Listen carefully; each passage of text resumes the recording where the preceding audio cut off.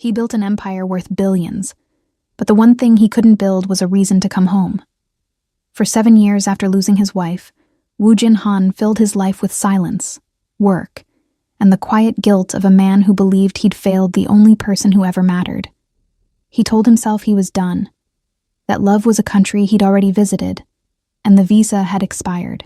Then, a woman he barely knew sat across from him in an empty restaurant on a Tuesday night and asked him to marry her. Not as a joke, not as a business arrangement. She meant it. And the worst part, the part that kept him awake for the first time in 7 years, was that he wanted to say yes. This is a story about grief and gravity. About a man who thought he was too old, too broken, too late. And the woman who looked at all of that and said, "I disagree." Before we begin, if you haven't already, subscribe to the channel and turn on notifications so you never miss the next story.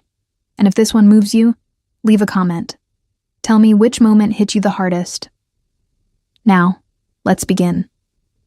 The fog rolled into San Francisco the way it always did in late October, slowly, like a secret the city was keeping from itself. It crept over Twin Peaks, slid down the hills of Pacific Heights, and by the time it reached the Mission District, it had swallowed the last of the daylight whole. The streetlights along Valencia Street flickered on one by one, and inside a narrow storefront with gold lettering that read Saffron, a woman was doing what she did best, turning raw ingredients into something that made strangers close their eyes and forget where they were. Nia Prescott had opened Saffron 4 years ago with a second mortgage, a stolen recipe for saffron butter that her grandmother would have killed her for sharing, and the kind of stubbornness that made banks nervous. The restaurant seated 32. On a good night, she turned every table twice. On a great night, she turned them 3 times and still had to turn people away at the door. The San Francisco Chronicle had called it one of the 10 best new restaurants in the city. Nia had framed the article, hung it in the bathroom, and gone back to work. She wasn't the kind of woman who stopped to admire what she'd built. She was the kind who looked at it, found the cracks, and started fixing. But tonight wasn't about the restaurant. Tonight was about the man at table 9. He'd started coming in 8 months ago, early March, the first week of spring, when the city was shaking off the last of the winter rain. He'd walked in alone, no reservation, and asked for a table in the corner. He'd ordered the tasting menu without looking at it, eaten slowly, paid in cash, tipped 40%, and left without saying more than 6 words to the server. Nia wouldn't have noticed him at all if it hadn't been for the way he sat, perfectly still, like a man who had practiced being invisible and gotten too good at it. He came back the following Tuesday. Same table, same order, same silence. By the 4th week, Nia had started calling him Tuesday in her head. By the 8th week, she'd learned his name from the reservation he finally started making, Woo Jin-han. By the 12th week, she'd Googled him, and the results had made her put her phone down and stare at the ceiling for a long time. Woo Jin-han, 54 years old, founder and chairman of Hana Ventures, one of the most influential venture capital firms in the Bay Area, early investor in 3 companies that had gone public and 2 more that had been acquired for amounts that required scientific notation. Net worth estimated somewhere north of $4 billion. Widower, 1 daughter. His wife, Mi Young, had died 7 years ago. Pancreatic cancer. The obituary was short and elegant and said nothing about what it had cost him. Nia had read it twice, closed her phone, and gone back to her kitchen. She didn't feel sorry for him. That wasn't what this was. She'd lost people too. Her father to a heart attack when she was 19. Her first business partner to a betrayal that had nearly bankrupted her. She knew what grief looked like when it settled into a person's bones and started redecorating. She recognized it in the way Woo Jin held his wine glass without drinking from it, in the way he watched other diners laugh like he was studying a language he used to speak. What she felt was something more dangerous than pity. She felt recognition. The weeks turned into months. The 6 words became 12, then 20. He started lingering after the last course, and Nia started finding reasons to walk past his table, refilling water that didn't need refilling, adjusting a candle that was perfectly fine. One night in July, she sat down across from him for the first time and asked if the risotto was too salty. It wasn't. They both knew that wasn't the question. They talked for 40 minutes that night. About food, about the fog, about a documentary on fermentation that they'd both watched independently and had strong opinions about. He had a dry sense of humor that surfaced without warning, like a fish breaking the surface of still water. She laughed harder than she had in months. And when she looked up, she caught something in his expression that disappeared before she could name it. By September, the 40 minutes had become an hour. By October, it was 2 hours, and the staff had stopped pretending not to notice. Her sous chef, Dio, had taken to leaving a second glass of wine on the counter without being asked. "For your Tuesday," he'd say, and Nia would roll her eyes and take it to table 9 anyway. She knew what was happening. She was falling for a man who had no intention of being caught. Woojin was kind. He was thoughtful. He remembered details she'd mentioned weeks earlier. The name of her grandmother's cat, the specific type of olive oil she preferred, the fact that she hated cilantro with a passion that bordered on ideological. But he never made a move. Never touched her hand across the table. Never suggested they meet outside the restaurant. He came. He talked. He left. Like clockwork. Like penance. And Nia, who had never in her life waited for a man to decide he was ready, made a decision of her own. It was the last Tuesday of October. The restaurant had closed an hour ago. The kitchen was dark.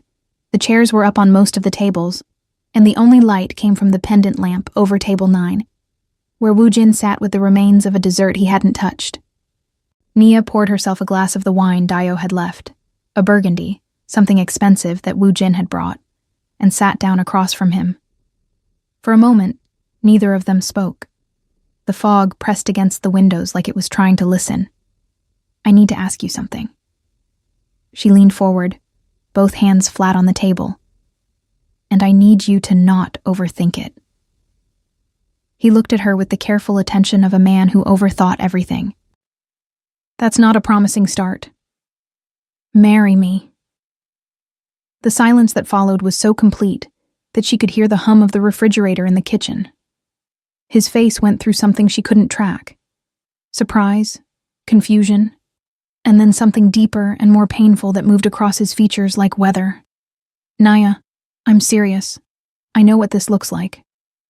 I know what you're going to say, that we barely know each other, that this is impulsive, that I'm too young, that you're too old, that you've already had your shot, and the universe doesn't give second chances to people who wasted the first one. I know the whole speech because I've watched you rehearse it every Tuesday for 8 months. You sit there and you almost say something and then you don't. And you go home to that enormous house on the hill and you sit in the dark and you tell yourself this is what you deserve." She paused. Her hands were steady. Her voice was not. "You're wrong. You deserve this. You deserve someone who sees you. And I see you, Woojin. I've been seeing you since March." He set the wine glass down very carefully, like he was afraid of breaking something much more fragile than crystal. "You don't know what you're asking for." His voice was low, stripped of the careful composure he wore like armor. "I'm 54 years old. I have a teenage daughter who still sets a place at the table for her mother. I go to sleep every night next to a photograph of a woman I couldn't save, and I wake up every morning, and the first thing I feel is that I should have done more. That's what you'd be marrying, not me, my ghost. I'm not afraid of ghosts. You should be. And you should be afraid of dying in that house alone, but that doesn't seem to stop you from trying." The words landed like a stone in still water. He stared at her, and she saw the exact moment the wall he'd built, 7 years of careful, meticulous isolation, developed its first crack. But cracks aren't collapses, not yet. "You're extraordinary." The gentleness in his voice was worse than any rejection she'd ever received. "And you deserve someone who isn't. Broken." She stood up. She didn't cry. She wouldn't give him that, not because she was proud, but because crying would make it about her pain. And this wasn't about her pain. This was about his. "I disagree." The word was simple, unadorned, But I'm not going to argue with you tonight. You know where to find me." She picked up her wine glass, walked to the kitchen, and didn't look back. Woo Jin sat at table 9 for another 20 minutes. Then he stood, buttoned his coat, and walked out into the fog. He drove home to Pacific Heights in silence.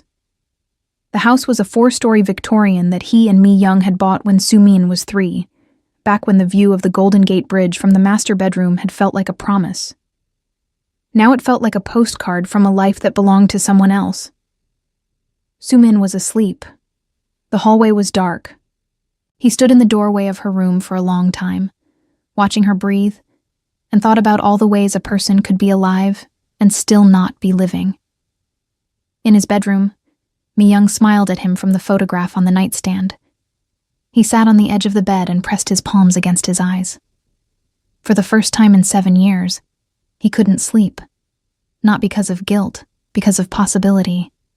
And that terrified him more than grief ever had. He told himself he wouldn't go back. He lasted 9 days. On the second Wednesday of November, Woo Jin walked into Saffron at 8:15, 30 minutes before closing.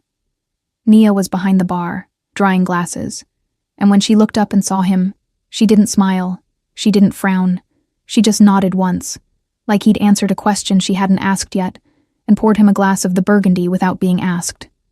They didn't talk about the proposal. They talked about a heat wave in late-season San Francisco, about a new supplier Nia was considering for her winter menu, about whether sourdough was a personality trait or a bread. It was careful and light and completely dishonest, and they both knew it. But he came back. Every Tuesday and now every other Thursday. He told himself it was because the food was good. And it was, extraordinary even. But the lie was getting thinner with each passing visit, translucent as parchment held up to the light. The shift was so gradual that he almost didn't notice. Almost. One morning in late November, his assistant, Mrs.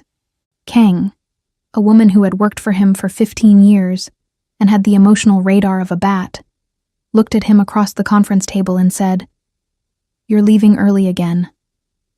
Not a question, not a complaint. Just an observation delivered with the surgical precision of someone who had watched him grind himself into dust for 7 years and was cautiously, almost superstitiously, hopeful. "I have a dinner meeting." "You've had a dinner meeting every Tuesday and Thursday for 6 weeks. It's a complicated deal." "I'm sure it is."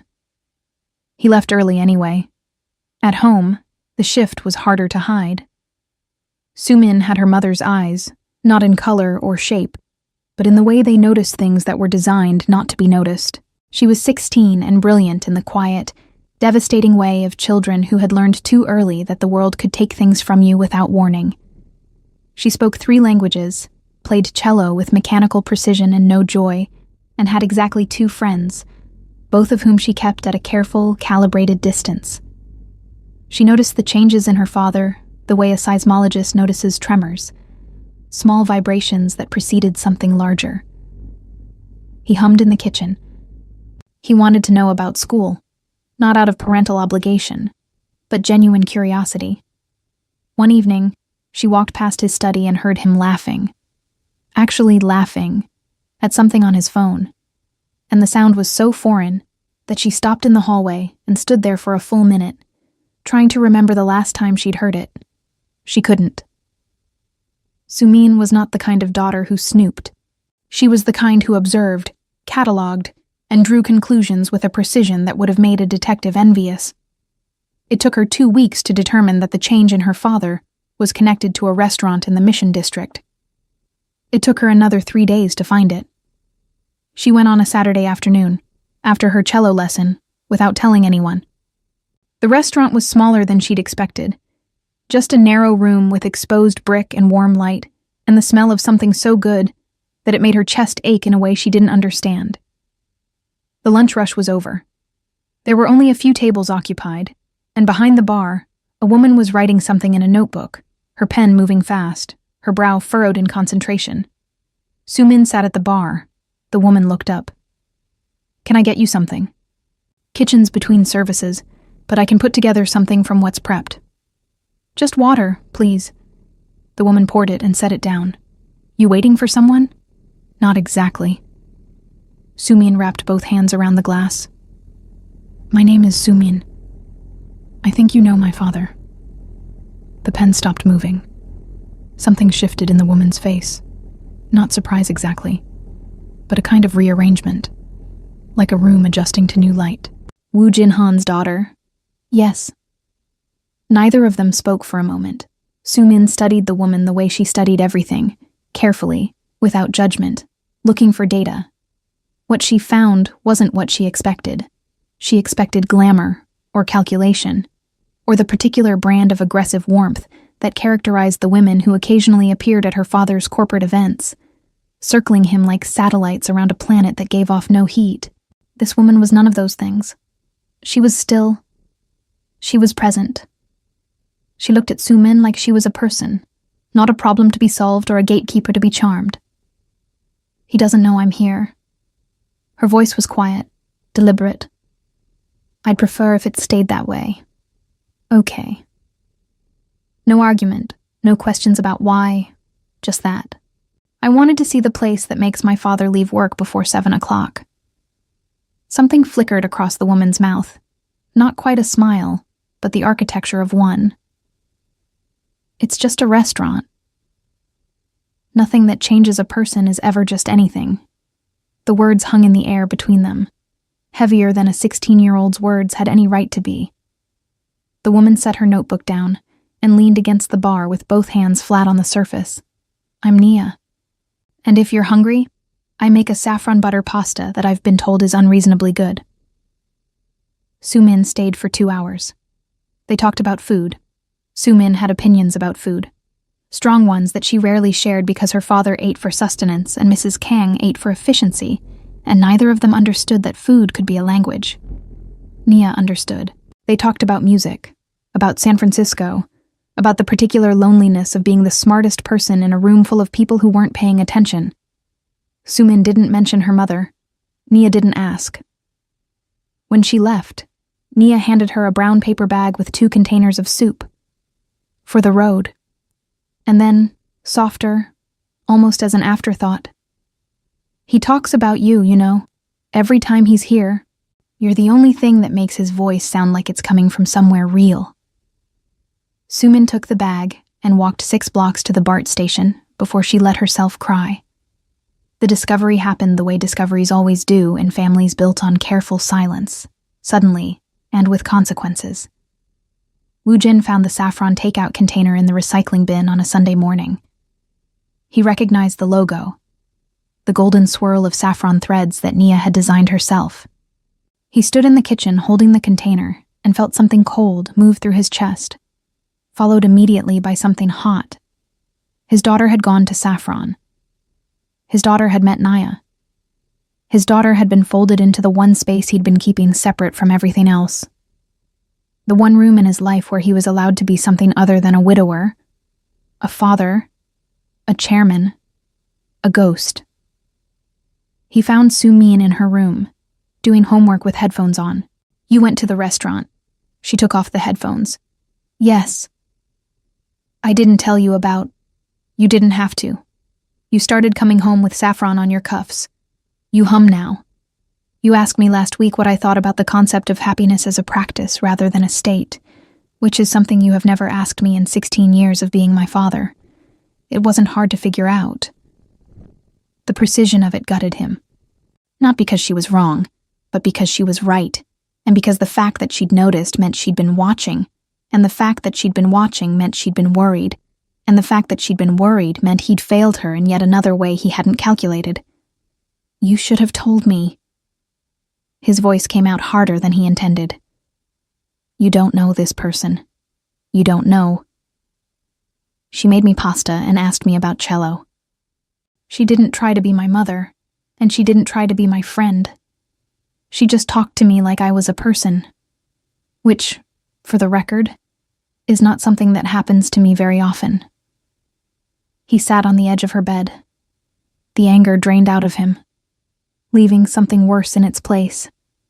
The raw, unprocessed terror of a man whose carefully constructed world was developing cracks in every direction. And this isn't... we're not... Dad. Her voice was gentle and unbearably old. "It's okay to not have the sentence for this yet." He left her room without finishing the conversation, because he didn't know how to finish it without admitting something he wasn't ready to admit. The almost kiss happened on a Thursday night in early December, when the rain was coming down sideways and the restaurant was empty, and Nia was testing a new dessert, a dark chocolate torte with smoked sea salt that was either a masterpiece or a disaster. She couldn't tell. Woojin came in soaked, apologetic, later than usual. She handed him a towel and a plate of the torte and stood across the bar while he tasted it. He closed his eyes when the chocolate hit his tongue, and the expression on his face was so unguarded, so entirely without defense, that she forgot to breathe. "This is extraordinary." His voice was low, unguarded, and he wasn't talking about the torte. She knew. He knew she knew. The space between them condensed. She leaned forward. He didn't move away. She could feel the warmth of him through the bar, could see the pulse in his throat, the slight tremor in his hand as he set down the fork. And then he stepped back. Not physically. He didn't move. But something behind his eyes closed, like a door shutting in a house she'd almost been invited into. The distance returned. The composure, the careful, practiced absence of want. Nia straightened up. She didn't chase. She'd never been someone who chased. "And I'm not going to wait forever, Woojin." Her voice was steady, but the steadiness cost her everything. "But I haven't given up on you yet." He left 20 minutes later. She locked the door behind him, pressed her forehead against the cold glass, and let out a breath she'd been holding since March. It started with a delivery. 3 days after the almost kiss, Nia's regular produce supplier called to cancel. Truck broke down, driver quit, the usual cascade of small disasters that turned restaurant ownership into an endurance sport. She was in the walk-in cooler at 6 a.m, inventorying what she had left and doing math in her head, when someone knocked on the kitchen door.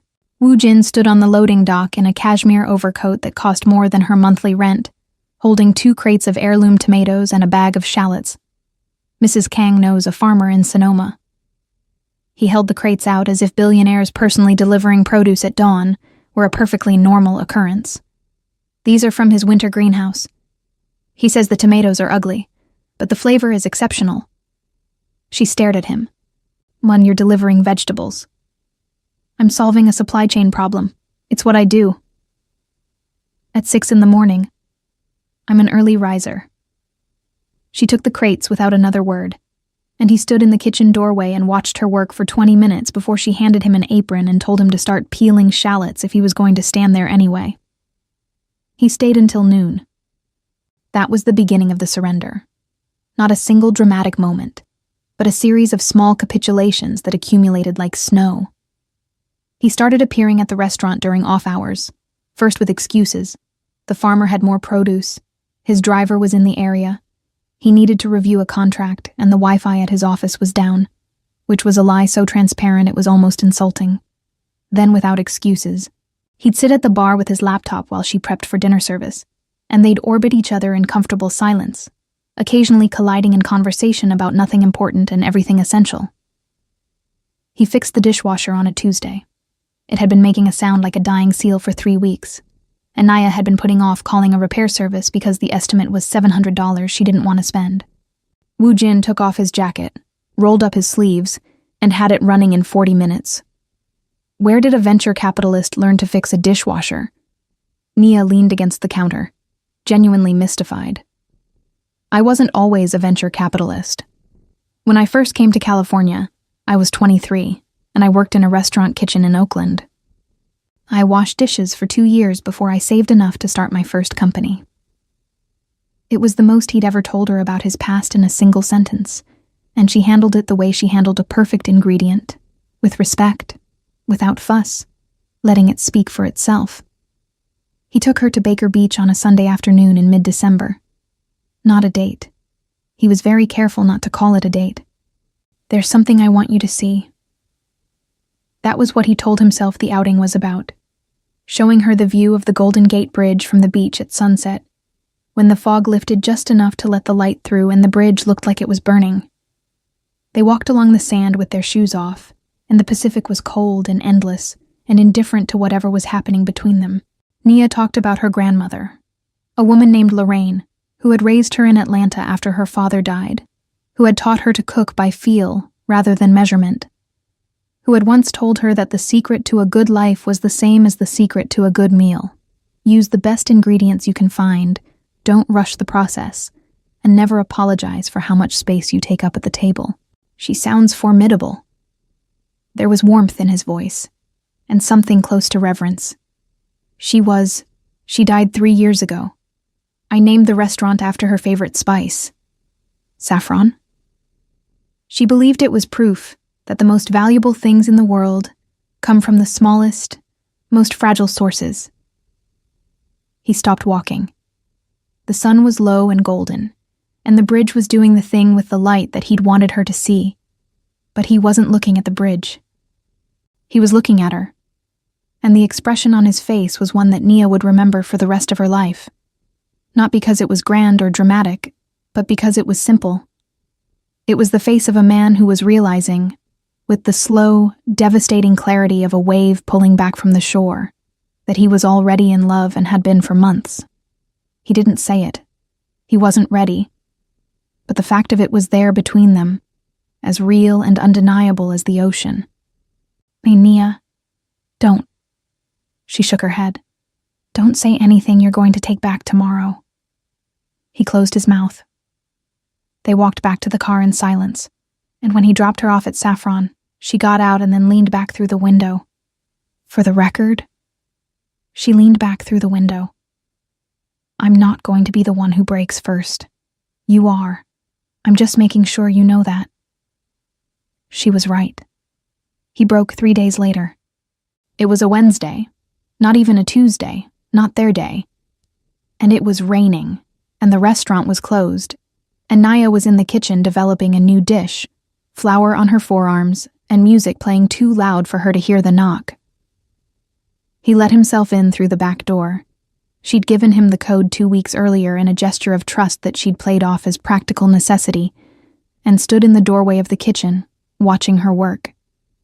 She turned and saw him, and for a single, unguarded moment, her face showed everything she'd been so careful to keep hidden. The wanting, the patience, the exhaustion of waiting for someone to choose you. He crossed the kitchen in 4 steps and kissed her. It wasn't graceful. It wasn't the kind of kiss that happens in movies, perfectly lit and perfectly timed. It was desperate and clumsy, and tasted like the rain on his coat and the flour on her hands. And it carried the weight of 7 years of loneliness and 8 months of proximity, and one impossible proposal on a Tuesday night in October. When they finally broke apart, both of them breathing hard, she pressed her forehead against his and whispered, "Took you long enough?" He laughed. A real laugh, rusty with disuse, cracking at the edges like something being opened for the first time in years. "I'm going to be terrible at this." His voice was muffled against her hair. "I know, I don't care. I have no idea what I'm doing." "Neither do I. We'll figure it out." They stood in the kitchen for a long time, not kissing, just holding on. 2 people at the edge of something that felt enormous and fragile and terrifyingly real. That night, Woojin went home and did something he'd been unable to do for 7 years. He picked up Mi Young's photograph from the nightstand, the one he saw first thing every morning and last thing every night, the one that had become less a memory and more a mirror reflecting everything he'd failed to be, and he moved it to the bookshelf across the room. Not to forget. He would never forget, but to make space. For the first time since Mi Young died, the nightstand was empty, and the emptiness didn't feel like loss. It felt like permission. Sumin found the photograph in its new place the next morning. She stood in the doorway of his bedroom, looking at the bookshelf, and then at the empty nightstand, and then at her father, who was sitting on the edge of the bed putting on his shoes like it was any other morning. "You moved the picture." "I did." She was quiet for a long time. Then she walked over and adjusted the frame so it was straight, and left the room without another word. But that evening, for the first time in 3 years, she practiced cello without being reminded. And the piece she chose wasn't from her lesson book. It was something slower, sadder, more beautiful. Something that sounded like both an ending and a beginning.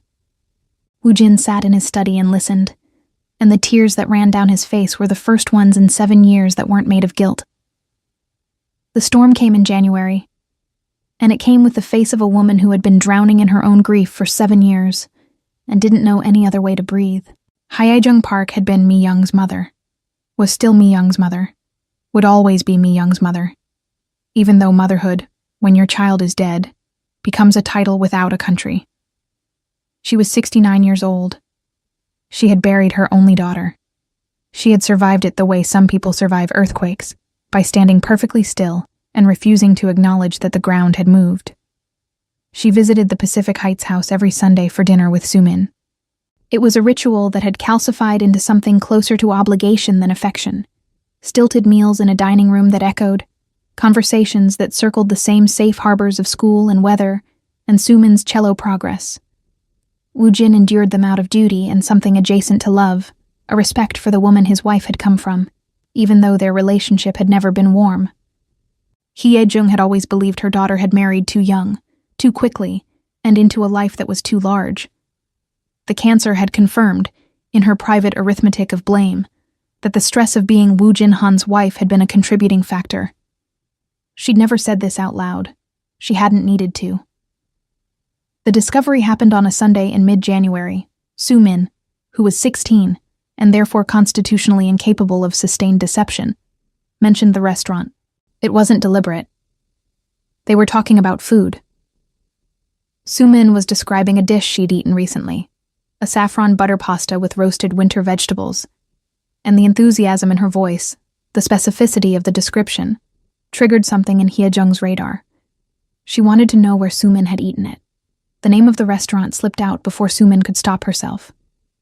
Hyejeong filed the information and said nothing for 2 weeks. Then she made inquiries. Hyejeong Park was not a woman who Googled. She made inquiries, the old-fashioned way, through a network of Korean community connections in the Bay Area that operated with the efficiency and discretion of an intelligence service. Within 4 days, she knew everything. The restaurant, the woman, the Tuesday nights, the Sunday walks, the dishwasher. She arrived at the Pacific Heights house on a Wednesday evening without calling ahead, which was itself an act of war. Woojin was in his study. Sumin was at a friend's house. The housekeeper let Hyejeong in and retreated to the kitchen with the instincts of someone who recognized incoming weather. Hyejeong stood in the doorway of the study holding a leather bag that Woojin recognized.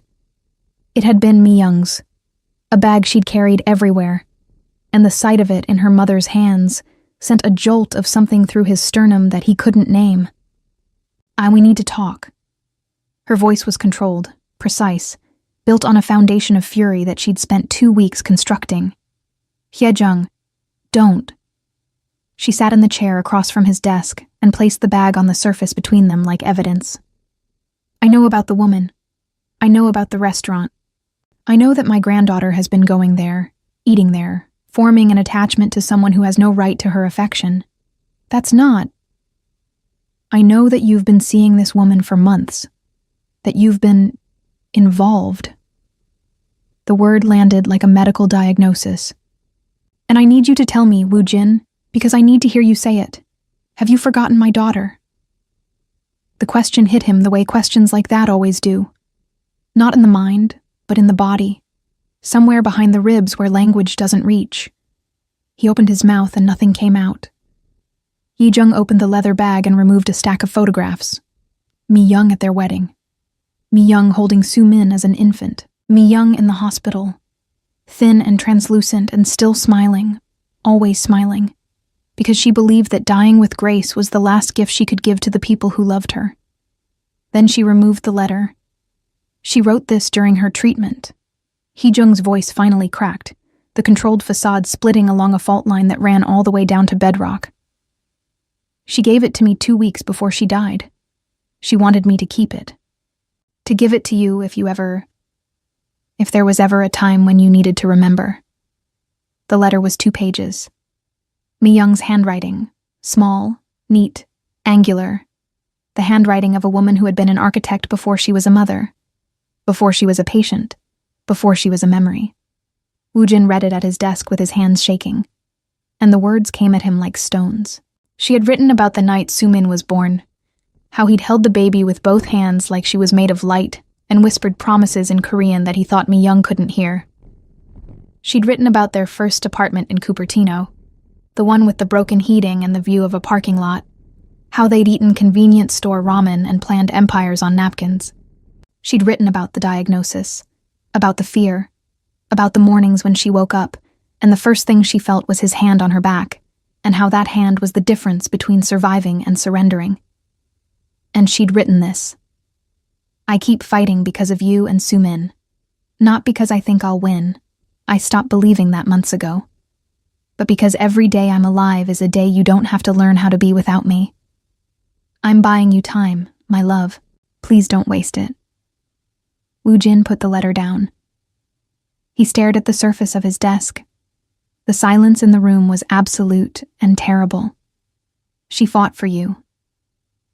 Hee-jung's tears were falling openly now, running down the weathered landscape of a face that had been carved by 7 years of a grief she refused to set down. Every day, every treatment, every morning she woke up in agony and chose to keep going. She did it for you. And now you've replaced her with a stranger. I haven't replaced. You moved her photograph. Sumin told me. You moved her picture from your nightstand to a shelf, like she was a book you'd finished reading. The cruelty of the image was precise and devastating, and it hit its target. Woojin felt something inside him collapse. Not slowly, not in stages, but all at once. Like a building that had been structurally compromised for years and finally met the weight it couldn't bear. You're right. The words scraped out of him. You're right. He didn't know what he was agreeing with. The guilt. The accusation. The idea that moving forward was the same as moving away. All of it. None of it. It didn't matter. The letter was on his desk, and Mi Young's handwriting was in front of him, and the woman who had given birth to his dead wife was crying in his study, and the careful, fragile thing he'd been building with Nia over the past months. The hope, the possibility, the terrifying suggestion that he might be allowed to be happy again, crumbled under the weight of a grief he'd never actually processed, only managed. Hee-jung left an hour later. The photographs and the letter stayed on the desk. Woojin moved the photograph back to the nightstand that night. He stopped going to Saffron. No call, no text, no explanation. He simply vanished, the way he had been vanishing for 7 years. Into work, into silence, into the enormous, echoing house on the hill where every room was a monument to a woman who wasn't coming back. Nia noticed his absence the first Tuesday. She set his usual place at table 9, uncorked the burgundy, and waited. By 10 o'clock, the wine was untouched and the table was empty, and she stood in the kitchen with her hands pressed flat against the cold steel of the prep counter, breathing carefully, deliberately, the way she breathed through a kitchen fire, steady, controlled, one thing at a time. She didn't call him. She understood, with the bone-deep instinct of a woman who had spent her life reading people the way she read ingredients, that whatever had happened was not something she could fix by reaching out. He wasn't ghosting her.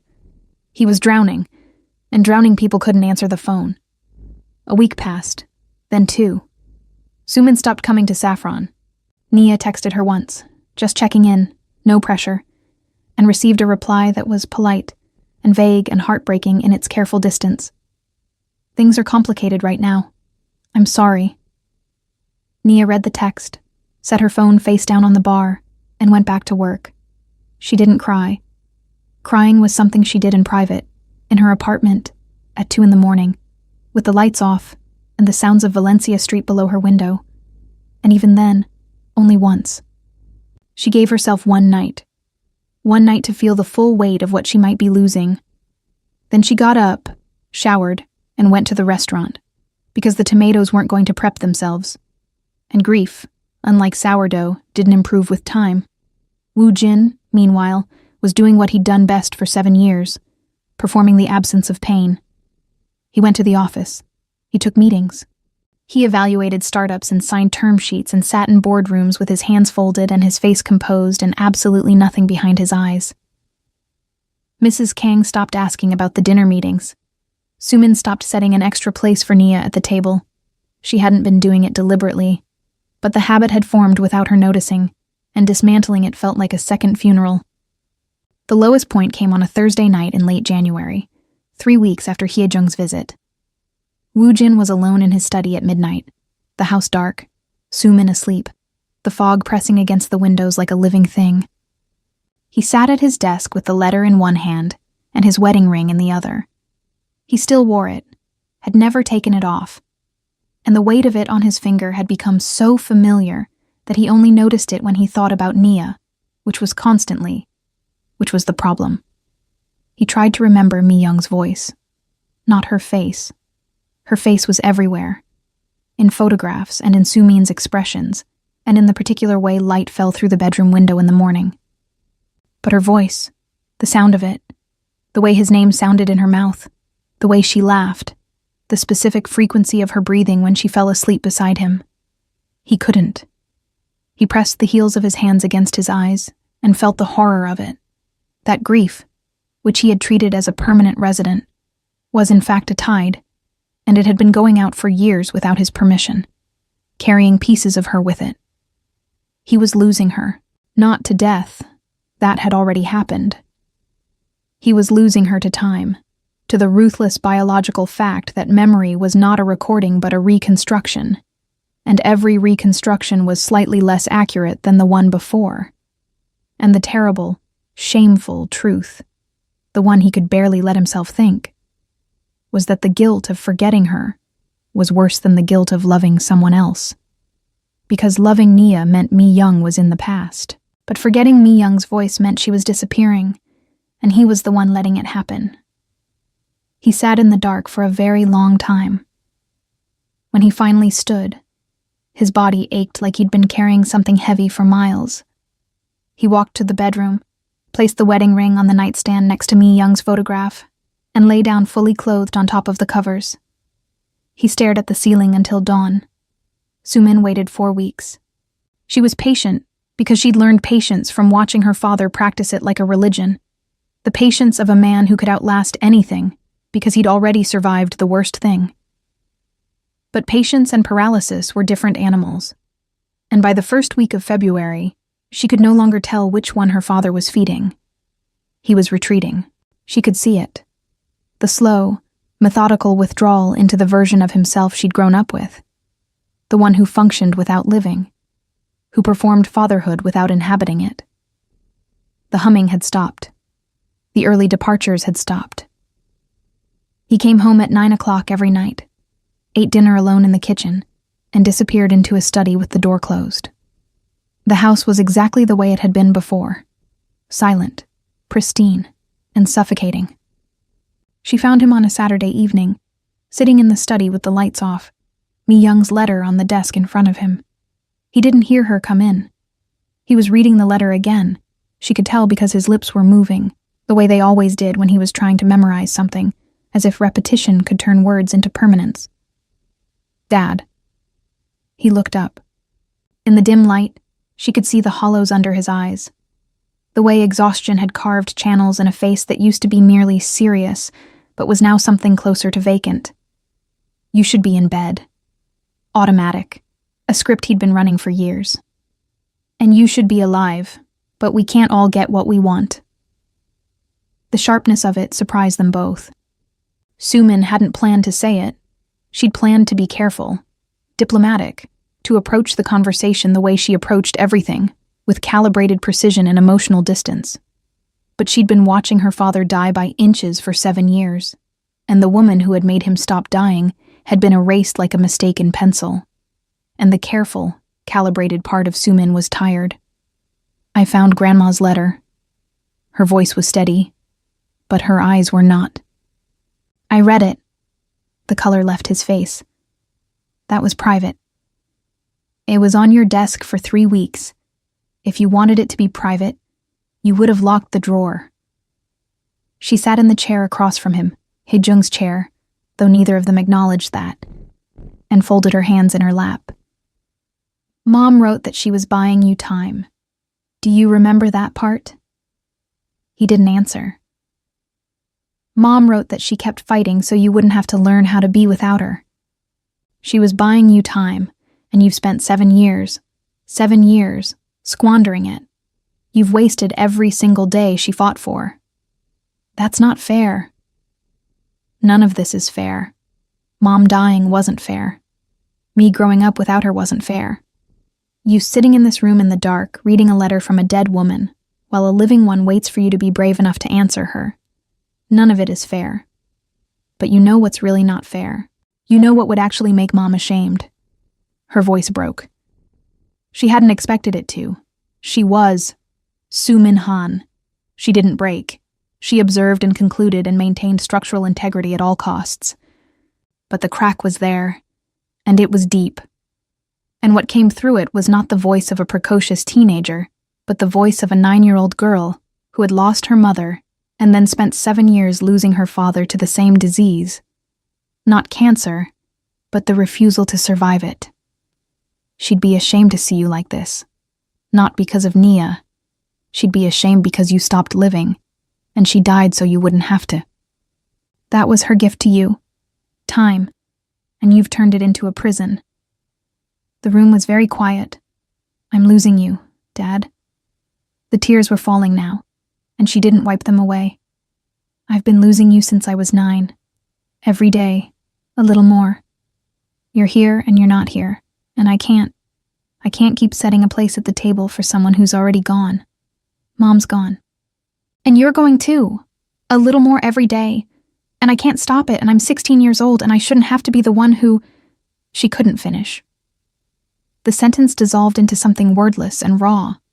And Woo-jin sat behind his desk and watched his daughter cry and felt the last remaining support beam of the structure he'd been living in. The grief, the guilt, the careful architecture of self-punishment, buckle and give way. He stood up. He walked around the desk. He knelt on the floor in front of her chair and pulled her into his arms, and she grabbed fistfuls of his shirt and cried the way she hadn't cried since the funeral. Ugly, heaving sobs that shook her entire body. 7 years of accumulated loss pouring out of a girl who had been too strong for too long.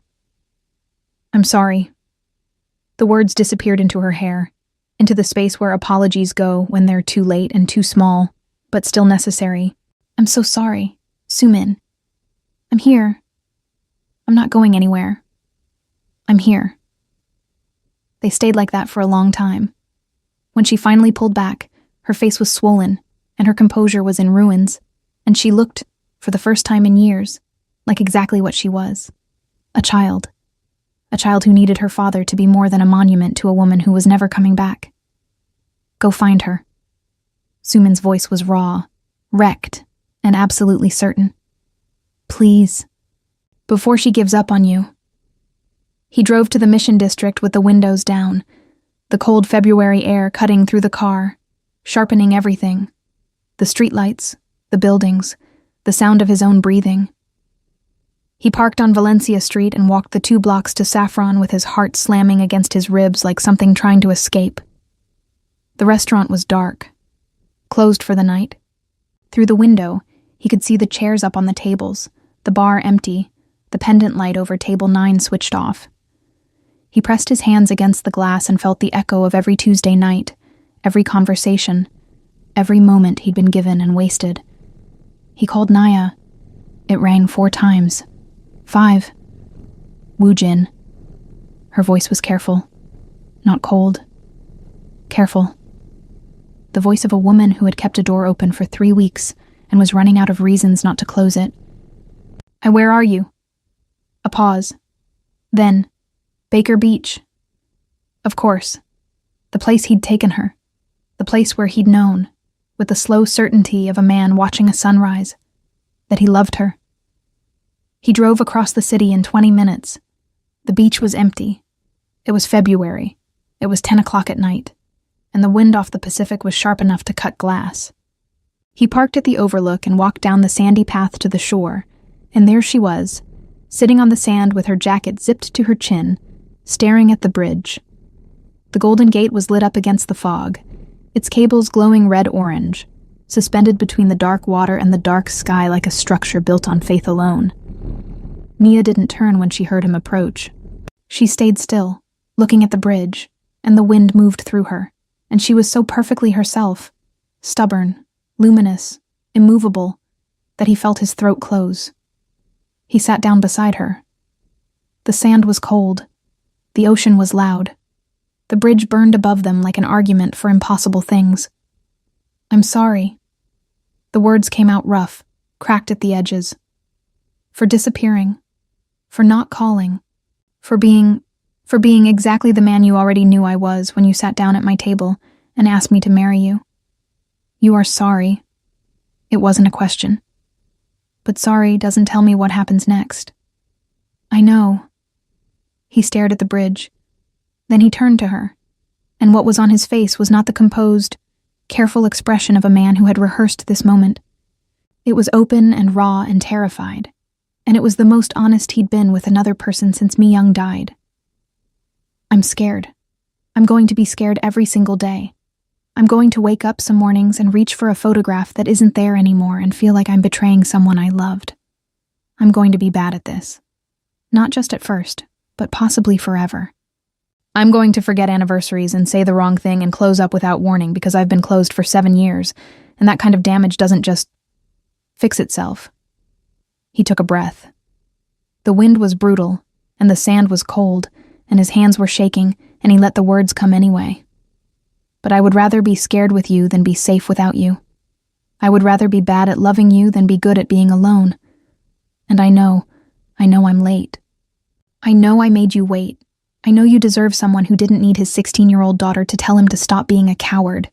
But I'm here, and I'm asking, I'm not proposing, because you already did that, and it was braver than anything I've ever done in my life. I'm asking you to let me say yes. Late and terrified and imperfect. Yes." The ocean filled the silence. The bridge glowed. Nia looked at him for a long time.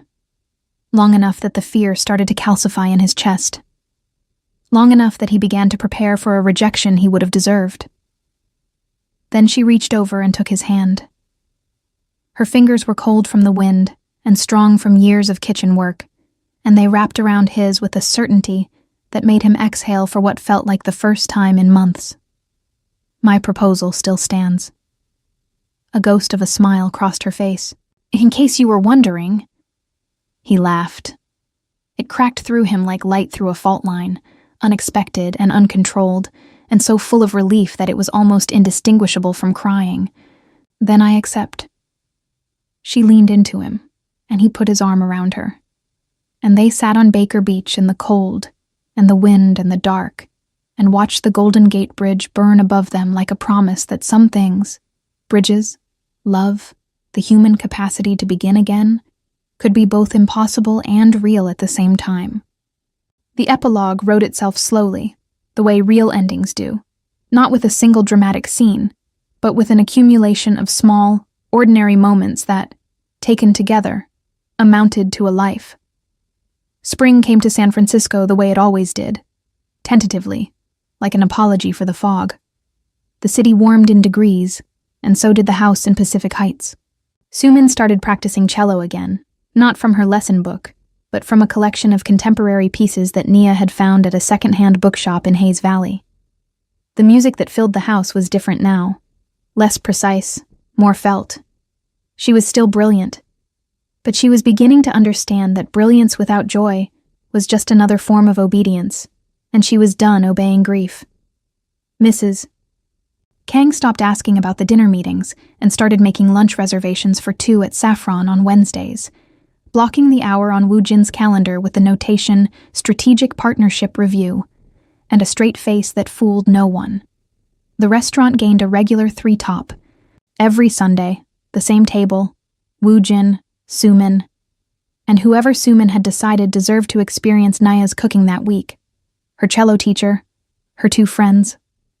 Once a boy from her chemistry class who ate 3 servings of the saffron butter pasta, and turned the color of a sunset when Sumin told him to slow down. And then one Sunday in April, Hye-jung came. She didn't announce it. She simply appeared at the restaurant door at noon, wearing a coat that was too warm for the weather, holding her handbag in front of her with both hands like a shield. Sumin saw her first and went very still. Woo-jin stood up from the table and felt the old tension return, the bracing, the automatic preparation for impact. But Hye-jung didn't attack. She stood in the doorway and looked at the restaurant, at the warm light, at the bar where her granddaughter was sitting, at the open kitchen where Nia was plating something with the focused grace of a person who loved what she did, and her face did something complicated and painful and ultimately, slowly, human. "I would like to try the pasta." Her voice was stiff, carefully neutral. "If there's room." Nia came out from behind the bar. She didn't smile. It wasn't a smiling moment. But she pulled out a chair and set a place and poured a glass of water. And the gesture was simple and enormous, and it said, "There is always room." Hye-jung sat down. She ate the pasta. She didn't say it was good. She was not a woman who gave compliments easily, but she ate every bite and accepted a second serving when Nia offered, and that was its own kind of language. It wasn't forgiveness. It was something slower and harder, a willingness to be in the same room as a future she hadn't chosen. It was enough. It was the beginning of enough. That evening, after Hye-jung had left and Sumin had gone upstairs and the restaurant was quiet, Nia stood behind the bar drying glasses, and Woo-jin sat at table 9, his table, their table, and watched her. She came. Not a question, a marvel. She did. I didn't think she would. People surprise you. That's the whole point of them. He smiled. It was still a new expression on him. Not practiced, not polished, slightly lopsided. The smile of a man who was relearning a language he'd thought he'd forgotten. "You know," he turned the wine glass in his hands. "You never told me why." "Why what?" "Why me? That night. Why you proposed to a man who was clearly, objectively, a terrible candidate for anything resembling happiness." She set down the glass. She looked at him across the bar, with an expression that was fond and fierce, and entirely without pretense. "Because you came here every Tuesday for 8 months, and never once tried to be anyone other than who you are. Because you eat slowly, and tip generously, and listen like it costs you something. Because when you look at your daughter, your whole face changes, and you don't even know it. Because you fixed my dishwasher in your $2,000 shoes. Because you brought me tomatoes at 6 in the morning, and pretended it was a supply chain issue." She paused. "Because you were already the man I wanted. You just didn't know it yet." He was quiet for a long time. Then he stood, walked behind the bar, took the towel out of her hands, and kissed her, slowly, deliberately, in the restaurant where it had all started, under the pendant light that had witnessed every version of them. This kiss was different from the first one. It wasn't desperate or clumsy. It was certain. The kiss of a man who had finally stopped running from something and started running toward it. Upstairs, in the house on Pacific Heights, a photograph of Mi Young sat on a bookshelf in the master bedroom. She was smiling. The generous, unguarded smile of a person who believed that the people she loved would eventually find their way. Beside the photograph, in a small silver frame, was a new picture. Woo-jin and Sumin at Baker Beach, the bridge behind them, both of them squinting into the sun, both of them laughing. And on the nightstand, the one that had been empty, then full, then empty again, there was a single new object, a recipe card, written in Nia's hand, for saffron butter pasta. Some people leave you letters. Some people leave you recipes. Both are ways of saying, "I was here. I loved you. Keep going."